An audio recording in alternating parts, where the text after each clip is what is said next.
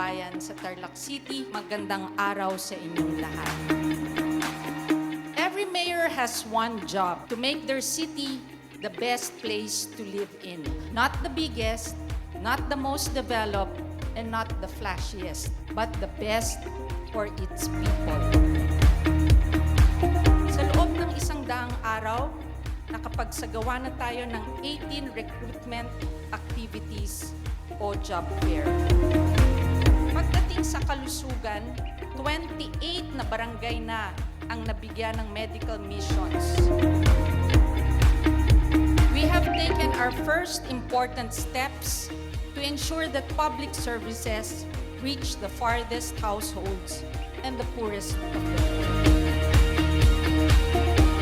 Mga minamahal kong senior citizens, na-endorso ko na sa konseho ang pagtaas ng cash gift para sa inyo. Mula sa tinatanggap na 500 pesos, itataas natin ito sa 2,000 piso. Serbisyong Maya began as a provincial vision. It becomes the city standard now. It's time to reimagine what a provincial city can be. Mahal ko ang Tarlac.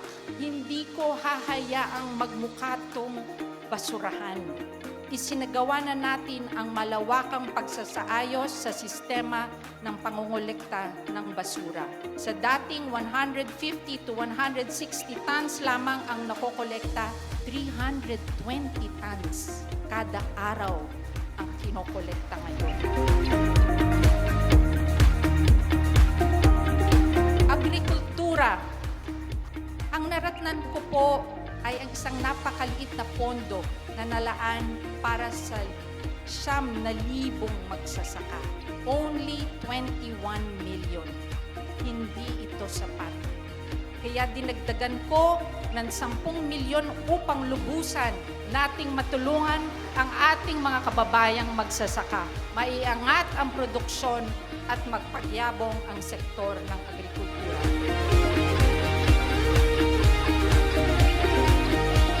We can build a city that's livable, green, safe, and efficient. Nagsasagawa na tayo ng pag-aaral para sa public safety. Layunin nating mag-install ng 60 CCTV cameras at pagtayo ng command center sa lungsod upang matutukan ang kaligtasan ng bawat Tarlacenyo. Ito, matagal nyo nang inaabangan. Matagal na panahon ang paghihirap ng ating manininda at mamimili sa pagsasara ng Uptown Public Market.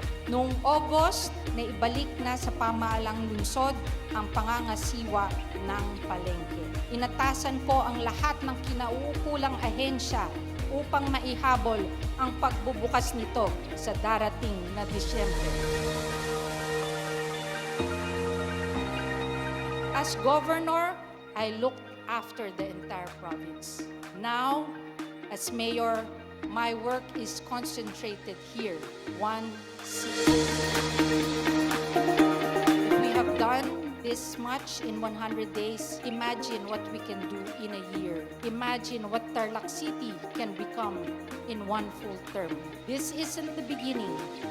The work has already started, and I hope the people of Tarlac City are as excited as I am for what's to come. Maraming salamat. Mabuhay po tayong lahat.